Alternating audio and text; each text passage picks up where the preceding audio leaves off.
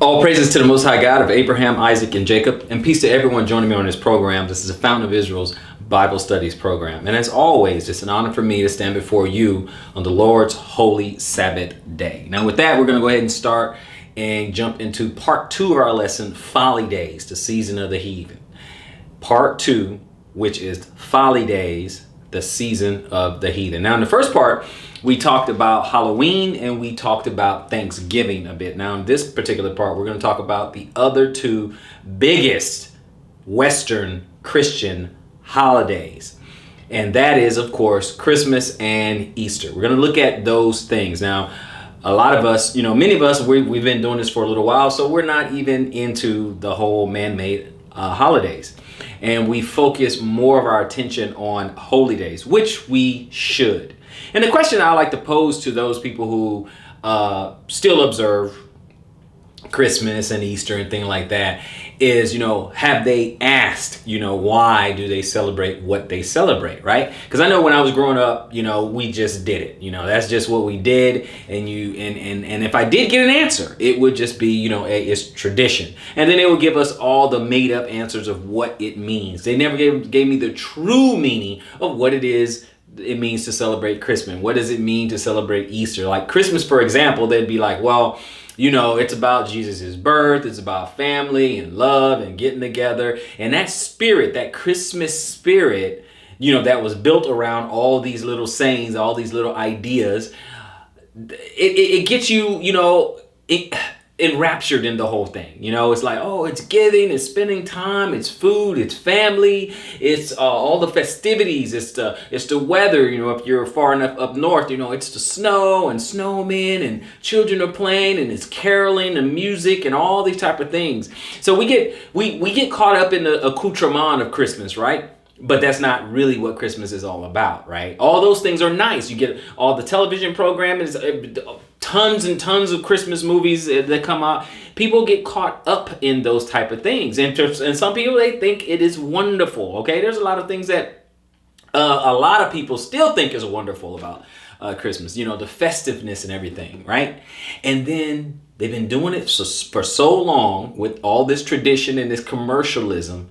They begin to believe that that is what it's all about. So now what we need to do is really get into the origins of what Christmas is all, where it came from, what it really, really means. Because you can put all the makeup on a pig you want, it's still a pig, right? So let's go ahead and take a look at Christmas and Easter, right? Because we dealt with Halloween, we dealt with Thanksgiving. And when you deal with Thanksgiving, you already know what's coming after that, okay?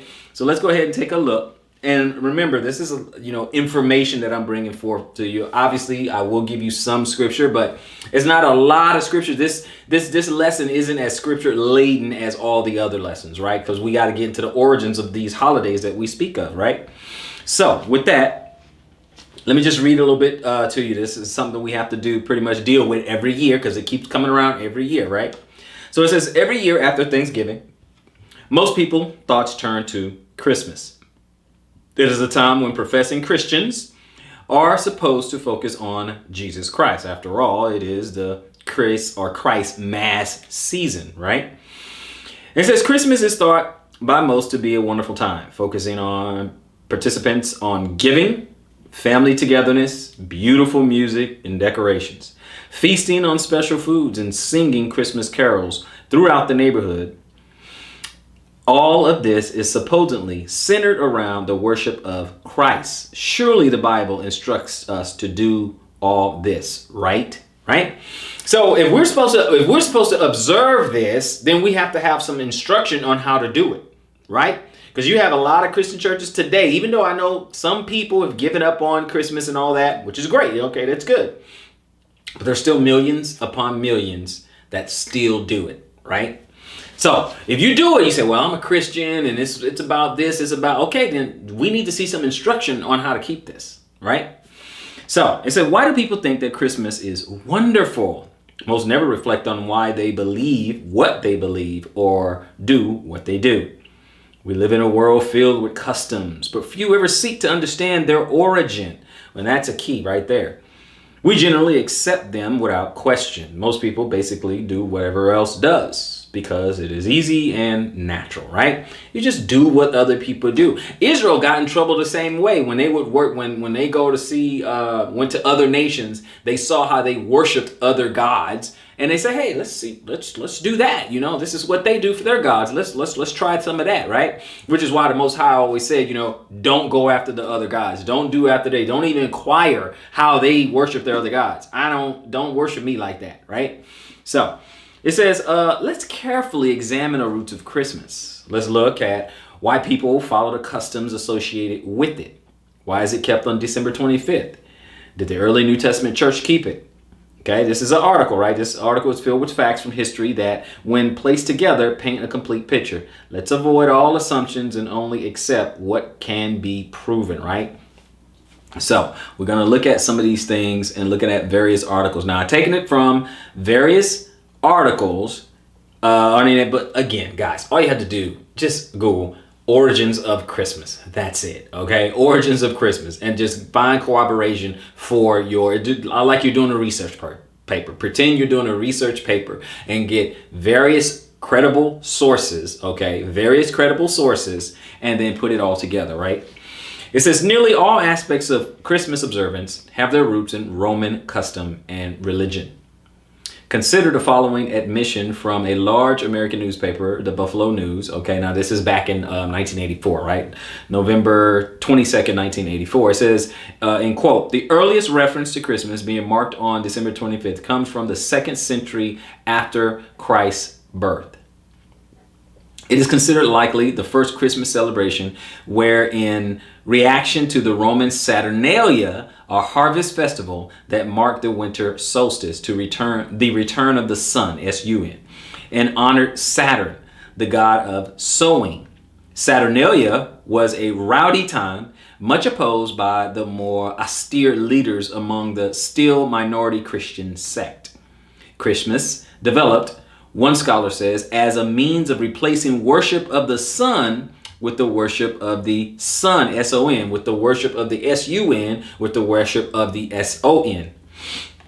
By 529 AD, after Christianity had become the official state religion of the Roman Empire, Emperor Justinian made Christmas a civic holiday. The celebration of Christmas reached its peak, some would say in worse moments, in the medieval period, when it became a time for conspicuous consumption and unequaled revelry, right? It was just a bunch of debauchery and presents and stuff. That's what Christmas was, right?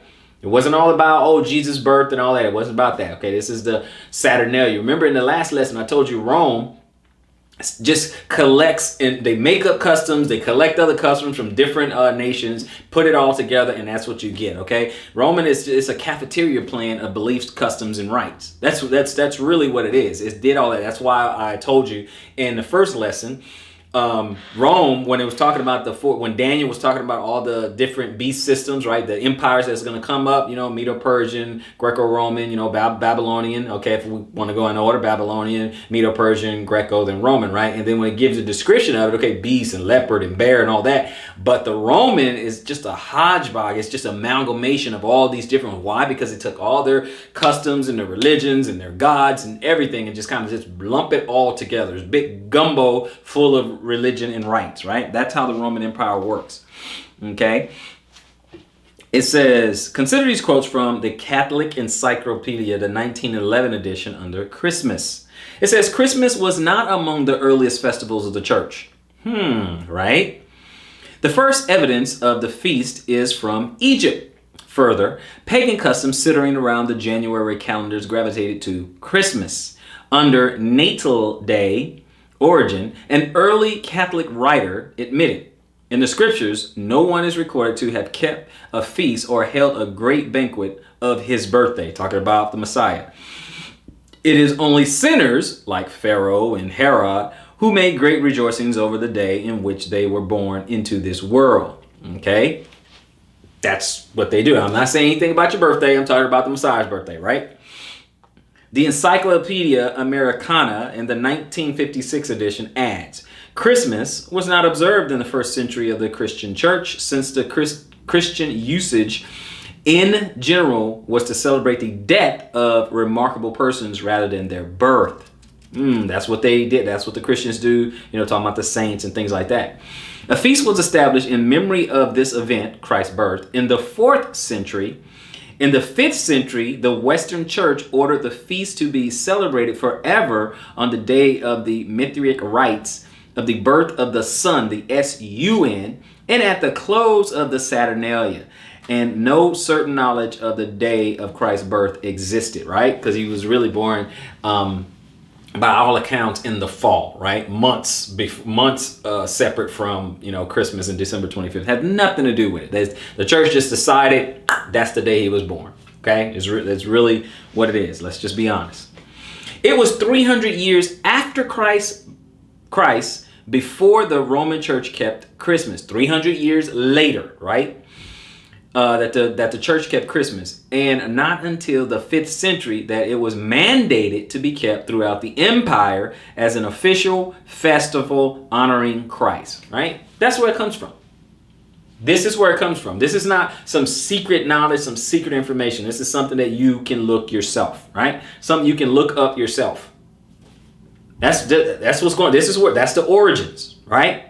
Now, the arguments and the pushback that you're going to get, obviously, they're going to fight from tradition, right? Well, it means this. What about the children? What about, the gifts? What about what it stands for? What about, we're reading what it stands for. We're reading the origins, right? I understand it make a lot of people, it feels good, and the family and the festivities and the food and, all the merrymaking and all of that, and the children opening up presents But let me tell you this, because I had a couple of followers, and they're brand new, walking into the truth, brand new, and they would be like, well, what about the children? What about that, right? Like that is some sort of logical appeal. First of all, a child does not come out the womb knowing what Christmas is. They don't come out the womb saying Merry Christmas. They don't know what that is. All that is taught, right? So if you taught them wrong, you can teach them right, right? I sat down many, many years ago. I guess it's been over a decade now, but my children were like 6, 7 years old or something like that. And I sat down and I said, we're not doing Christmas anymore. Okay. We're just not going to do it. Now, as far as gifts and things like that, hey, daddy can buy you a gift anytime. I can buy you a gift anytime. I don't need December 25th to buy you a gift. I don't need to go into debt, every year. I could just buy you a gift anytime. Okay. Nothing wrong with gifts. Okay. But I don't have to worship, another God to give my children a gift. All right. So let's just keep that, in mind. Okay. If you taught them wrong, you can teach them right. Okay. Train up a child in the way they should go. Right. And they should be going away from Christmas. Right. If it's all about the gift giving and everything, you can give a gift anytime. Okay. So let's go ahead. Was Christ born on December 25th? Now let's look at this, okay? Christ was born in the fall of the year. Many have mistakenly believed that he was born around the beginning of winter, December 25th. They are wrong. Notice the Adam Clark Commentary, Volume 5, page 370, New York edition. Quote, "It was custom among the Jews to send out their sheep to the deserts about the Passover, early spring, and bring them home at the commencement of the first rain." Okay, the first rains begin in early to mid-fall. Continuing with this same quote, it says, quote, "During the time they were out, the shepherds watched them night and day, as the first rain began early in the month of March, which answers to part of our October and November, begins sometime in October, roughly. We find that the sheep were kept out in the open country during the whole summer. And as these shepherds had not yet brought home their flocks, it is a presumptive argument that October had not yet commenced, and that consequently our Lord was not born on the 25th of December. Now keep in mind, all this has to be reworked to fit the Gregorian calendar that we work by. We know the Hebrews went by the Hebrew calendar, right? So this is how, so that we understand, if I'm saying Nisan and Abib and all that, you may not know what month we're talking about. Okay, so we got to use the Gregorian months that we understand, right? Okay, so said that October had not yet commenced, and that consequently our Lord was not born on the 25th of December, when no flocks were out in the field, nor could he have been born later than September, as the flocks were still in the field by night. On this very ground, the nativity in December should be given up. The feeding of the flocks by night in the field is a chronological fact. See the quotations from the Talmudist in Lightfoot, okay? But let's look at Luke, because we got to get a little scripture in here, right? Look at Luke 2 in verse 8. Let's go to Luke 2 and verse 8. And it says, "And there were in the same country shepherds abiding in the field, keeping watch over their flock by night." So we know this is not winter, because the shepherds, they kept the sheep out in the field like all spring, summer, all that, right, leading into the fall. So we know about that time, and this is this is Luke the second chapter 2. This is Luke chapter 2, so it's early in the book of Luke, right? This is early, right? But now let's go to Ezra, okay? Ezra. So we're going to look at a little bit of biblical history. Let's go to Ezra chapter 10, right? And then I'm going to pick it up at verse 9, okay? Ezra chapter 10 and verse 9. And let's look at this. In Ezra 10 and 9, it says, "Then all the men of Judah and Benjamin gathered themselves together unto Jerusalem within 3 days. It was the 9th month, on the 20th day of the month, and all the people sat in the street of the house of God, trembling because of this matter. For the great rain." It was raining a lot. Okay, this is what they're saying. Okay, it was just getting to that time of year where it was a lot of rain. You know, fall's coming in, heading into winter and all that, right? "And Ezra the priest stood up and said unto them, Ye have transgressed and have taken strange wives to increase the trespass of Israel. Now, therefore, make confession unto the Lord God of your fathers, and do his pleasure, and separate yourselves from the people of the land and from the strange wives." Okay, now you know what? Let me go over. I'm just learning something on the way to learn something, right? So it's Ezra, looking at Ezra 10, starting at 9. Let me just go. I want to look something up real quick. Humor me just for a second, okay? Ezra 10 and 9. Let's go. Ezra chapter 10, verse 9. And then we go over to right there. And I want to see strange, okay. And strange for the strange wife, just so you know. Foreign, alien, or foreigner, okay. Harlot, okay. Strange, in a variety of degrees and applications. She was foreign, non-relative, adulteress, and different, alien, foreign, outlandish, and strange. Okay, so that's the kind of strange wives it was. Okay, so continuing on, let's get back to where we were. Okay, now, therefore, okay, in verse 11, Ezra 10, verse 11. "Now, therefore, make confession unto the Lord God of your fathers, and do his pleasure, and separate yourselves from the people of the land and from the strange wives." Then all the congregation answered and said with a loud voice, "As thou hast said, so must we do," right? "But the people are many, and it is the time of much rain, and we are not able to stand without. Neither is this a work of 1 day or 2, for we are many that have transgressed in this thing." So this kind of gives you an idea of the time of year, right? So you're getting into like the fall time where it's starting to get where a lot of rain. So it's hard to work in the rain. Ask anyone who had to work in the rain. It's hard to do, right? So being outside in the rain is pretty tough. It's really hard, but this kind of marks the time of year, right? So let's go back to some of the encyclopedia right here, right? It says, numerous encyclopedias plainly state that Christ was not born on December 25th. The Catholic Encyclopedia directly confirms this. In all likelihood, Christ was born in the fall. A lengthy technical examination would prove this point. Since we now know that December 25th was nowhere near Christ's actual birthday, where did the festival associated with this date come from? So that is the question. So where did we get this December 25th from? Right? That's a fair question. Where did we get this December 25th? Right?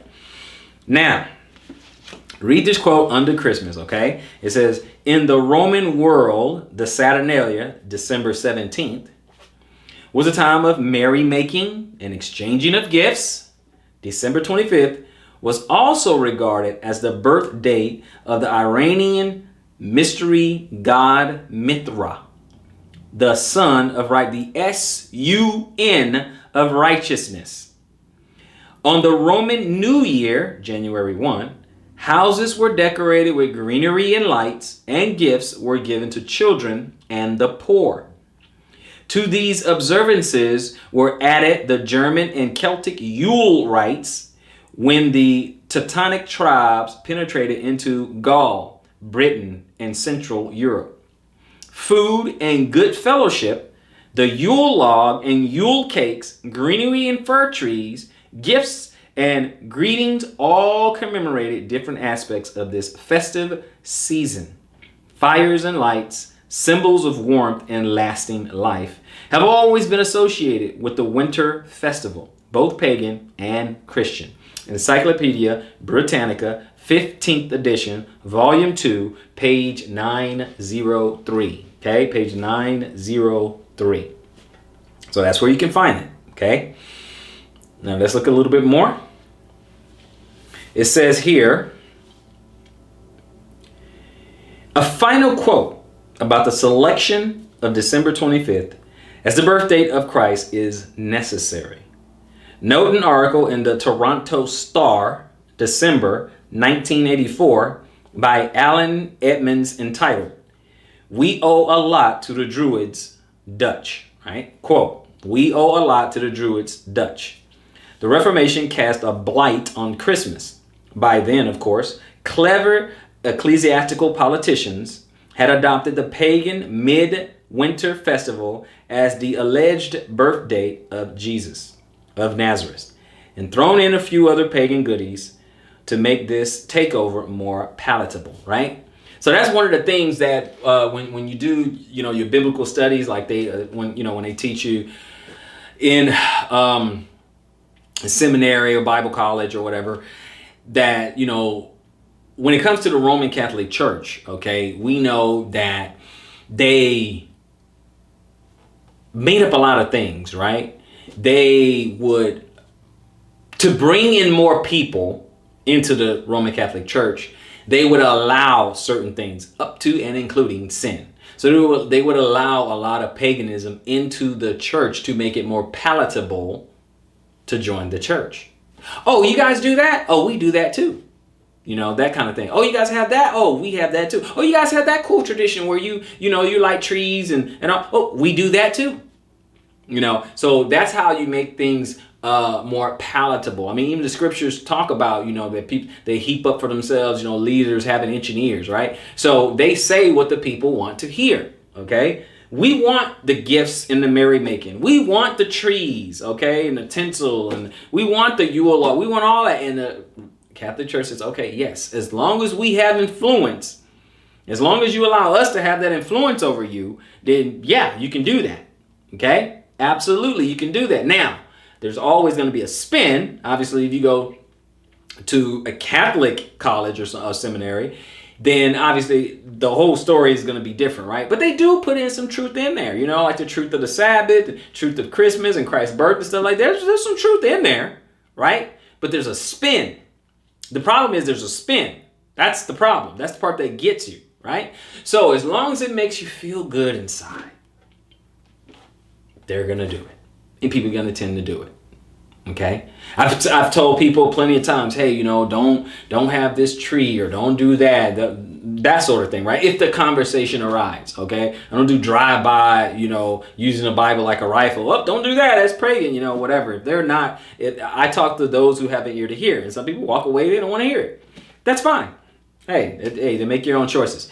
But the thing is, even when you tell them or even when you show them, okay, it doesn't matter. They're going to reason in their mind. They're going to go through some sort of cognitive dissonance, right? There's just no way. Even if you show it to them, it doesn't matter.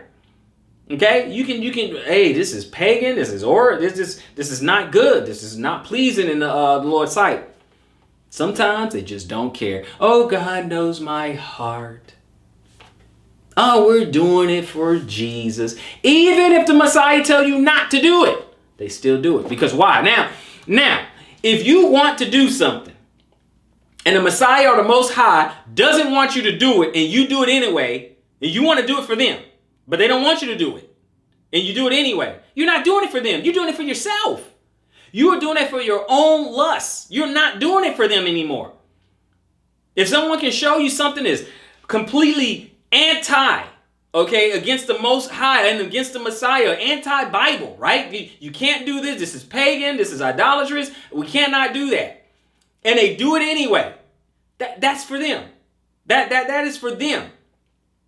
Okay? They want to do it anyway. They're going to do it. That is for them. You cannot say this is for God if he said, don't serve me that way. Don't do this. If he says, don't do, that's not how I want to be observed. The funny thing is when it comes to this whole Christmas thing, that's why it's a strong delusion, right? This is precisely why it's a strong delusion, okay? Because people will do all kinds of traditions, all kinds of customs that they cannot find in the Bible. They can't find it in there, but yet they'll still do it. And then when you grab the Bible and you say, this is what we should be doing, we should do this and we should do that and all that, they find all kinds of excuses. No, we can't. Well, we don't have to do that. That's just for the Jews. So basically they want to do what they want to do.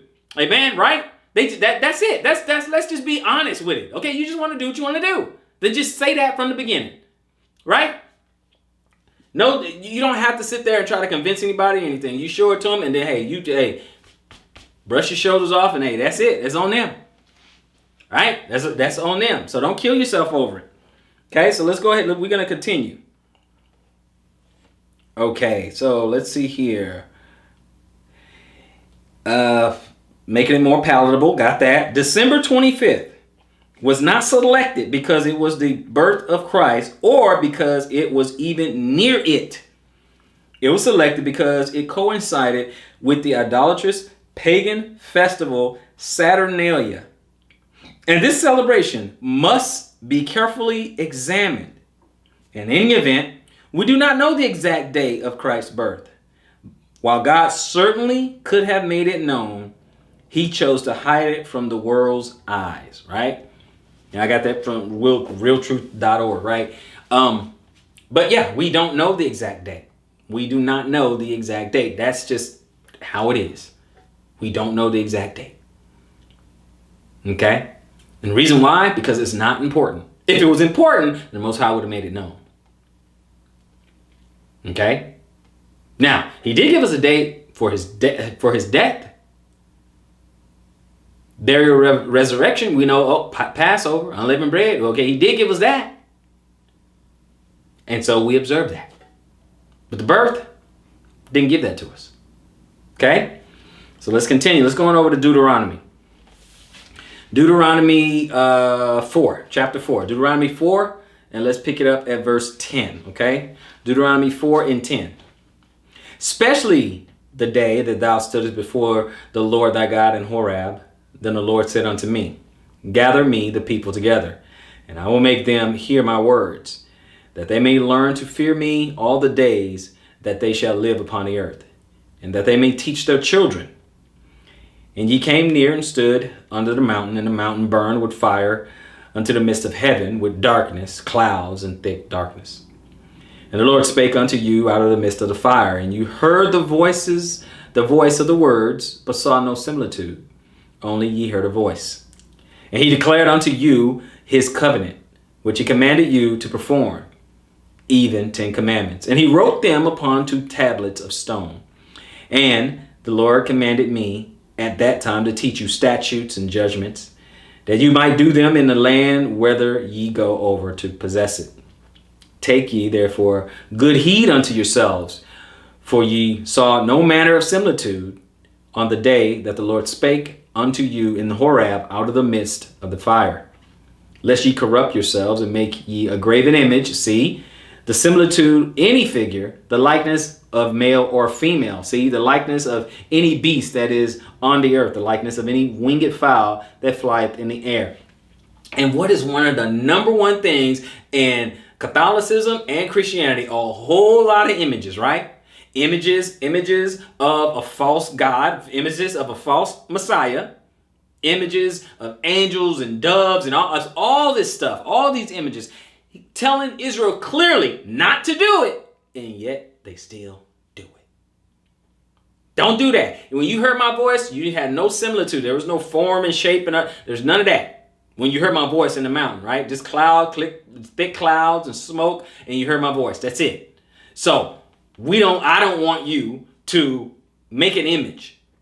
Don't do it, because you're going to corrupt yourself, meaning commit idolatry, right? You're going to commit whoredoms when it comes to worshiping other gods. Okay, and then he said in 18, the likeness of anything that creepeth on the ground, the likeness of any fish that is in the waters beneath the heaven. In 19, unless thou lift up thine eyes unto heaven, and when thou seest the sun and the moon and the stars, even all the host of heaven, shouldest be driven to worship them. And what do? We have astrology, where you look at the stars. Okay, you look at the sun and the moon. It's people who are they're spiritual, right? And they worship the universe. The universe will give me my answers. The universe will tell me this. I'll put this out in the universe. I'm on a different vibration. You hear all these things, and these are the things that he talk about. So none of this is a surprise to the Most High. None of this is a surprise to the Most High, and that's what people do today, right? Unless thou lift up thine eyes unto heaven, and when thou seest the sun and the moon and the stars and even all the host of heaven, shouldest be driven to worship them and serve them, which the Lord thy God has divided unto all nations under the whole heaven.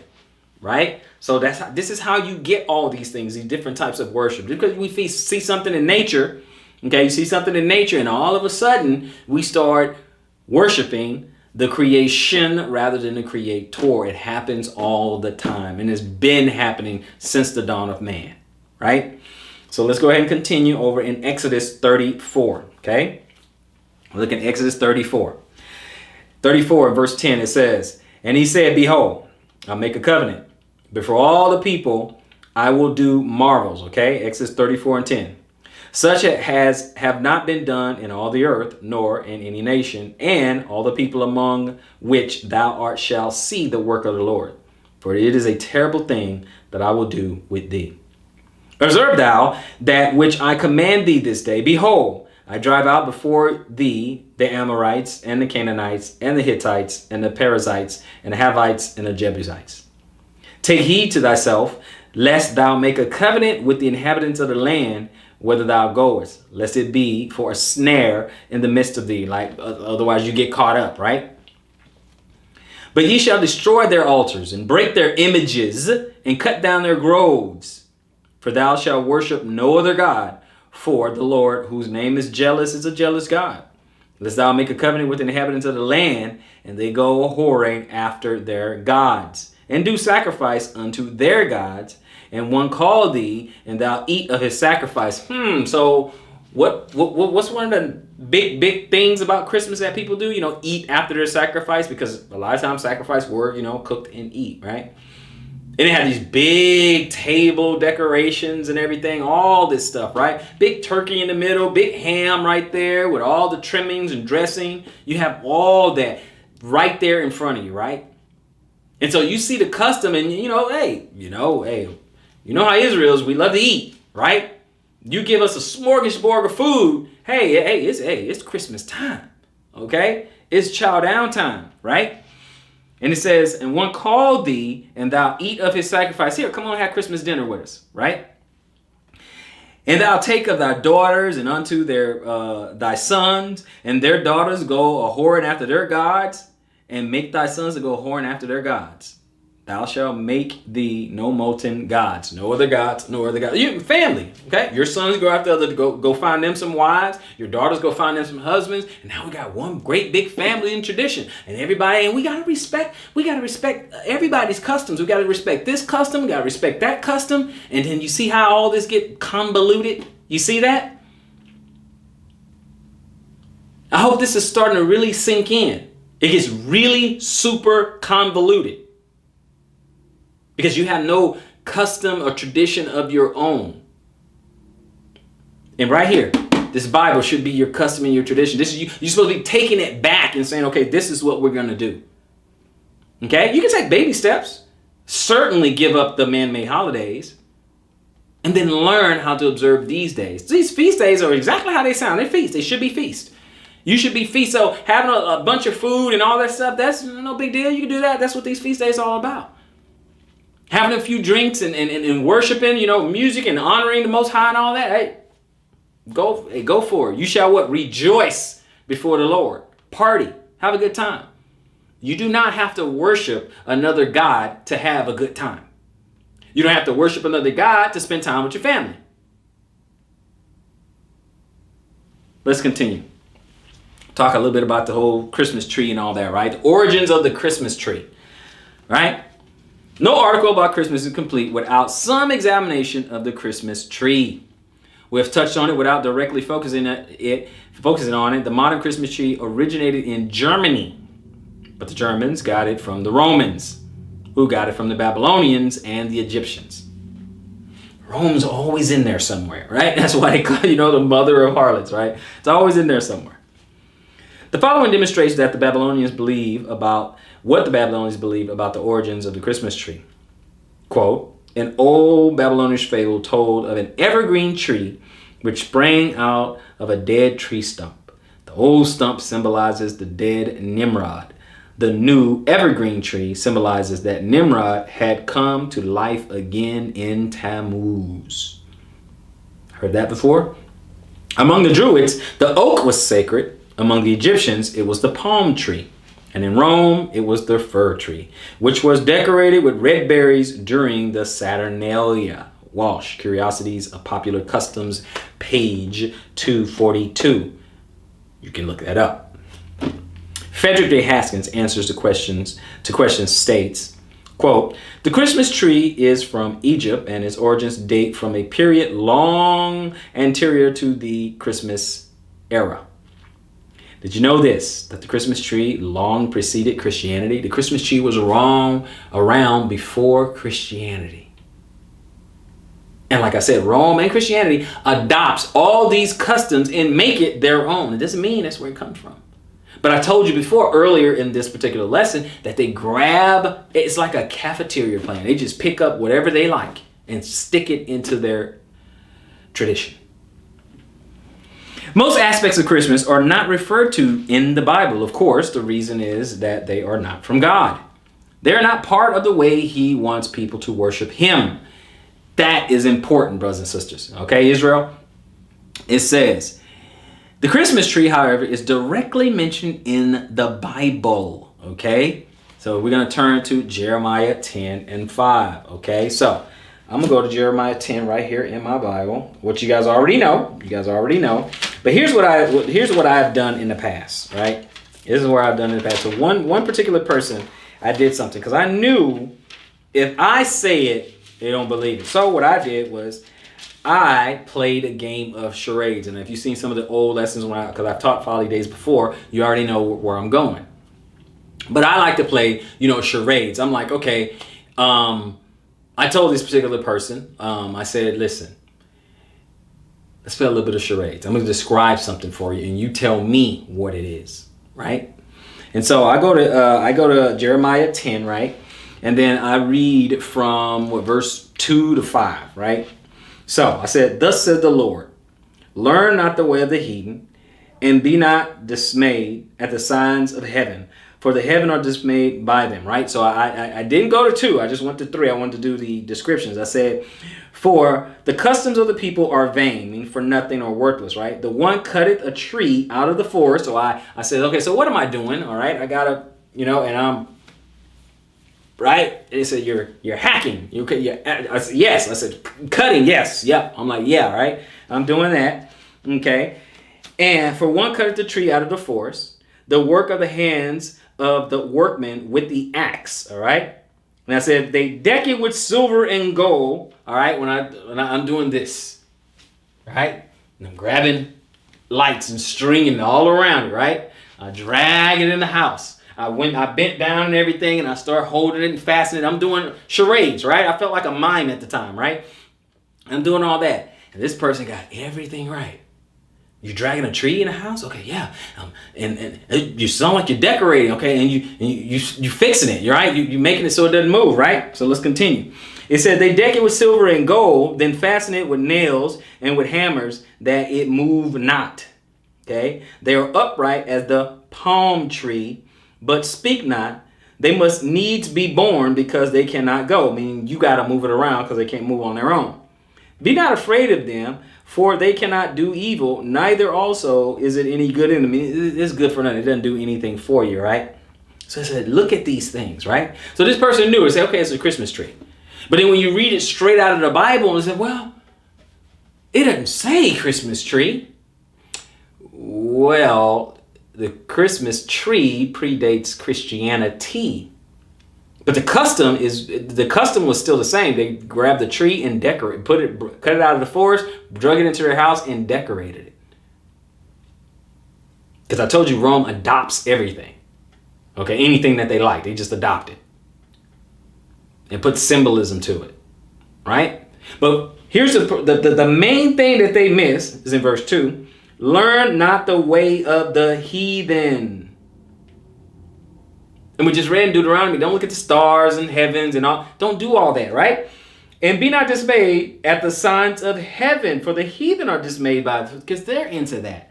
They're into looking at the stars and trying to find meaning and all that. We look at the moon, okay, new moon, all right, new month, okay? Sun went down, okay, new day.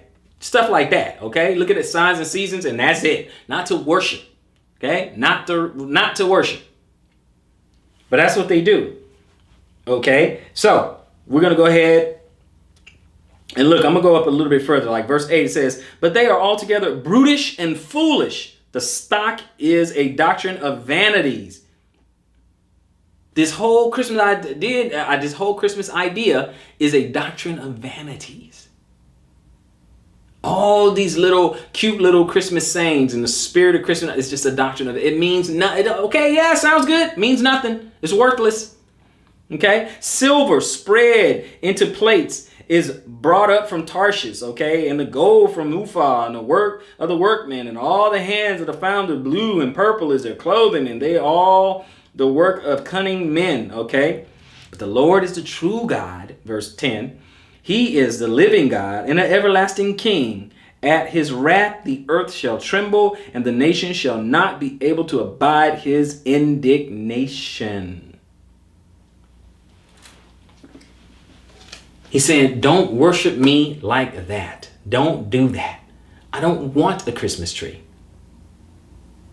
Whether it be the Ancient of Days or whether it be the Messiah himself, they don't want it. Now, if you do it, you're doing it for yourself. You can try to sprinkle some Christ on it all you want. You can sprinkle some Jesus on it if you want to, but it ain't That's for you if you continue to do it. That's for you. That's not for them. Don't do it. Okay? Don't do that. Don't do like the other nations. Don't do after their other customs. And don't worship me like they worship their God. And he outright says, don't drag a tree into your house. Don't learn their ways and don't bring a tree in the house. Now, what's your excuse? Okay?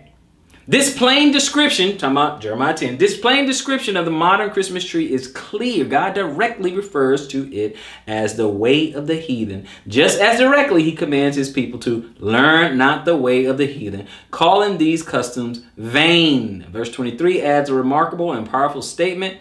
O Lord, I know that the way of man is not in himself. It is not in him that walks to direct his own steps. Then God must teach his people how to live. Man simply cannot figure out God's way for himself. And that's over in verse 23. Okay? It said, oh Lord, I know that the way of man is not in himself. I mean, he don't know how to act. It is not in man that walketh to direct his own steps. Okay? We need the instruction from the Most High. We need it. We need it. We need our pastors. We need our prophets. We need our shepherds to guide us and tell us what thus says the Lord, of course. Ezekiel 8. Let's go to Ezekiel 8, right? So we talked about this, this Christmas tree and what it means with Nimrod, rebirth and all that. And then the Bible talks a little bit about that, right? in his rebirth, he comes up as Tammuz, right? And you think, yeah, that sounds familiar. Okay, so let's check this out. It says Ezekiel 8, verse 10. So I went in and saw, and behold, every form of creeping things and abominable beasts, and all the idols of the house of Israel, portrayed upon the wall round about. So all the idols, all the statues and pictures and paintings and all that was everywhere. All the idols and abominable beasts, okay? And there stood before them 70 men of the ancients of the house of Israel. And in the midst of them stood Jezaniah, the son of Shaphan, with every man his censer in his hand, and a thick cloud of incense went up, okay? Then said he unto me, Son of man, hast thou seen what the ancients of the house of Israel do in the dark, every man in the chambers of his imagery? For they say, the Lord seeth us not. The Lord has forsaken the earth. Like the Lord ain't paying attention. He's not going to see what we're doing. So they commit all these idolatries, right? He said also unto me, Turn thee yet again, and thou shalt see greater abominations that they do. And then he brought me to the door of the gate of the Lord's house, which was toward the north, and behold, there sat women weeping for Tammuz, which is another god, right? Nimrod reborn. So these traditions, they go way back, right? Way back. It predates Christianity.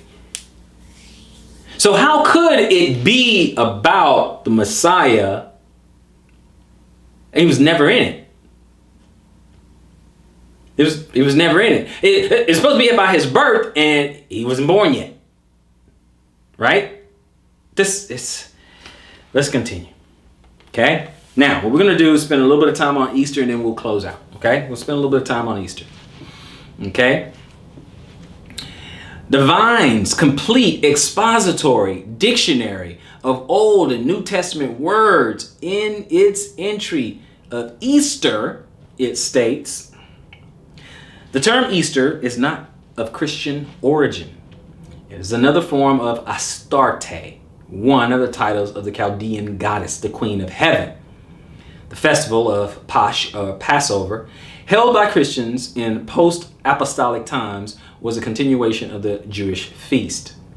From this Pasch, the pagan festival of Easter was quite distinct and was introduced into the apostate Western religion as part of an attempt to adopt pagan festivals to Christianity, okay? We know that is the W.E. Vine, 1985, okay? To adopt, to add, right? To make this more palatable, right? Easter isn't a Christian or a directly biblical term, but comes from a form of the name Astarte, a Chaldean, Babylonian goddess known as the Queen of Heaven. She is mentioned by that title in the Bible in Jeremiah 7:18 and Jeremiah 44:17 through 19 and verse 25, and referred to in 1 Kings 11:5. And verse 33, and 2 Kings 23:13, by the Hebrew form of her name, Ashtaroth. So Easter is found in the Bible as part of the pagan religion God condemns, okay, under another name. Names evolve over time, right? Names evolve over time. Further, early Christians, even after the times of the apostles, continued to observe a variation of the biblical Passover feast. It differed because Jesus introduced new symbolism, as the Bible notes in Matthew 26. And he's just talking about bread, wine, that kind of thing. That's really what it's talking about. And 1 Corinthians 11:23-28. Now, Easter symbols predate Christ. Now, how does the Catholic Encyclopedia define Easter? Let's see what they say.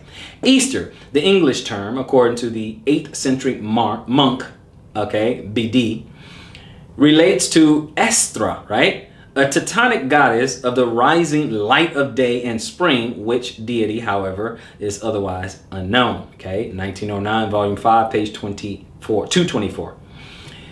Estra is the ancient European name of the same goddess worshipped by the Babylonians as Astarte or Ishtar, goddess of fertility, whose major celebration was in the spring of the year, right? So those names, right, is Estra, which is Eostre, Okay, and then you have Astarte, Astarte, Ishtar. Okay, Ishtar.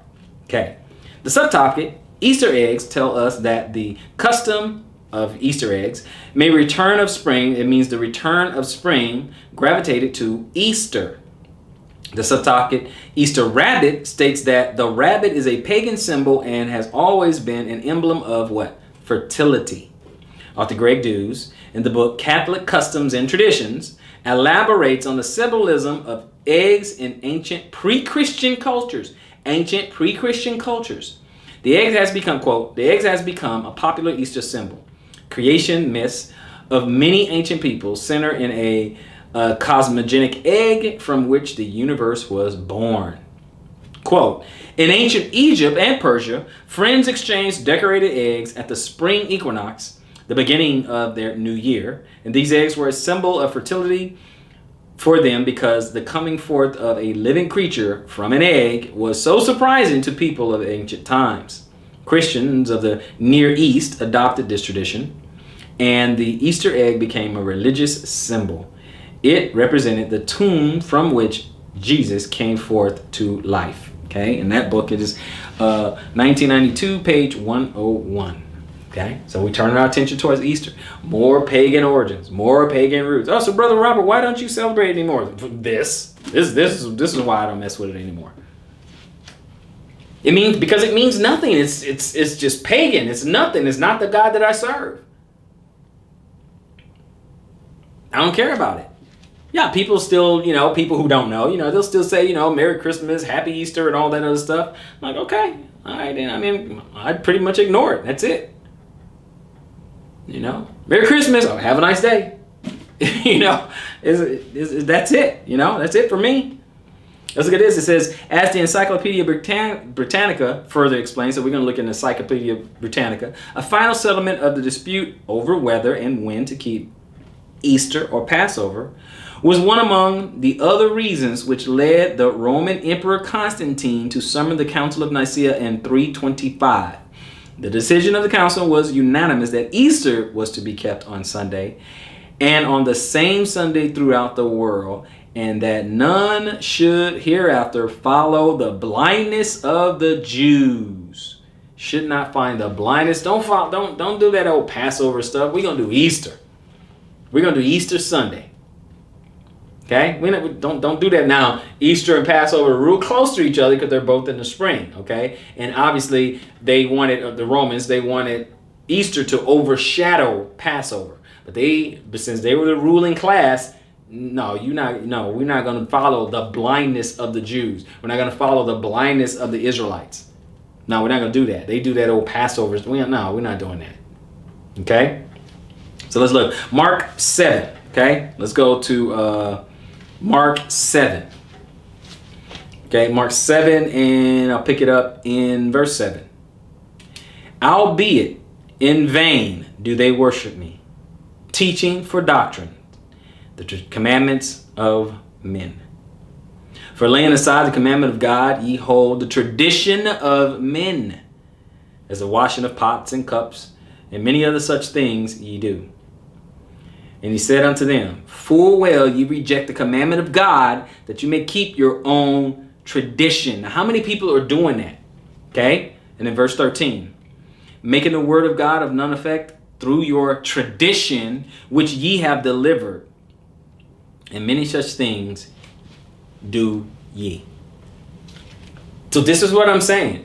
I can show people all day long, okay? We can go to their books. We can go to their resources. You can Google it all day. You can grab your encyclopedias. You can grab any resource you want. You can show them 9 ways to Shabbat. And if they don't want to give that up, this is what they're doing. They're hanging on to these man-made traditions. They're hanging on to those things. People love, think about this. These man-made holidays appealed to our lust and appealed to our ego and appealed to everything that's in us, right? They appeal to it. Oh, you like food? Guess what? There's a big food. Let's make a big Christmas dinner. Let's make a big Easter dinner. Appeal to our vanity. Let's put on some nice, our Sunday's best for Easter. Nice suits and dresses and all that other stuff. Let's do all that, right? Then we paint eggs and all that, when it comes to, Easter and all that. And we're doing it for Jesus. All we do, we sprinkle a little Jesus on it. Sprinkle a little Jesus on it. It's okay now. Brothers and sisters, we have got to do better. Now, this is not for the brothers and sisters who given up Christmas and Easter and all the man-made holidays for years and years. It's not them. I'm talking to the new people, okay? I'm talking to new people who've been thinking about it, who've been thinking about, how do I share this with my family? You show them the video. How do I let them know? I mean, we really shouldn't do this. You share the video. And don't get me wrong, there's no secret information. This is information you can find for yourself. So please understand, all the emotions that come up in you, all the emotions that rise up, and that spirit, that Christmas spirit and that Easter spirit that rises up in you because you think someone is taking it away from you, you need to check that spirit. The scriptures tell us to test the spirits to see if it's of God. So I ask you, is that Christmas spirit of God? Is that Easter spirit of God? Is that of the Bible? Is this something that the Ancient of Days has sanctioned that he wants? Is this how the Messiah wants to be observed and remembered? You have to decide. Is it going to be Feast of Tabernacles, 8th day, Purim, or is it going to be Christmas? I'm sorry, I just threw Purim in there. I can throw dedication in there, okay, but those are okay. But is it going to be that, or is it going to be Christmas? Is it going to be Passover and unleavened bread, or is it going to be Easter? What's it going to be? Is it going to be Feast of Trumpets and Pentecost? Is it going to be Halloween and Thanksgiving? You tell me. If you can tell me in the integrity of your heart that you can go do your research, okay? Go to all the other sources, do your research. And then you look at the holy days in the Bible, okay? I got a bunch of holy day lessons. Look at those lessons. We just came off of them. And give you the understanding and the meaning of these holy days. And you compare the two and you still think that is okay, then we need to read Mark 7 and 7 again. That's what we need to do. So I'm going to end it with Mark 7 and 7. Read a little bit of that. We'll end it right there. Because we're going to be without excuse. He says, Mark 7 and 7, he said, albeit in vain do they worship me, teaching for doctrines the commandments of men. These are doctrines of men and traditions, right? And traditions. That's what we're talking about. Doctrine and traditions, right? For laying aside the commandment of God, Leviticus 23, okay? Leviticus 11, okay, telling us, laying aside the commandments of God, you holding the tradition of men, Christmas, Easter, Halloween, okay, as the washing of pots and cups and many other things you such do, all this other stuff, right? You're getting ready for Christmas, getting ready for the holidays. Woo, let's get festive. And he said unto them, full well you reject the commandment of God. Don't worship other gods. Don't commit idolatry. Don't do this. Don't drag a tree in your house, okay? Full well you reject the commandment of God, that ye may keep your own tradition. And then verse 13, making the word of God of none effect through your tradition, which ye have delivered, you told everybody, and many such like things you do. And everything else with tradition and man-made traditions, you do all the rest of the stuff too. You do all the rest too. You have no instruction in the Bible. How do you celebrate Halloween? How do we celebrate Thanksgiving? How do we celebrate Christmas? How do we celebrate Easter? And yet, you still do it. You got people out there still doing it, even though there's no instruction on how to do it. And you see nobody observing it. No Israelites observing that, right? You see them go commit paganism and idolatry. You see that, and you see where that gets them. And so you're going to go do the same thing? So you're going to get with God's program? Or are you going to keep your own tradition? I hope somebody's been edified. So, until next time, search the scriptures and prove all things. Shalom, Israel.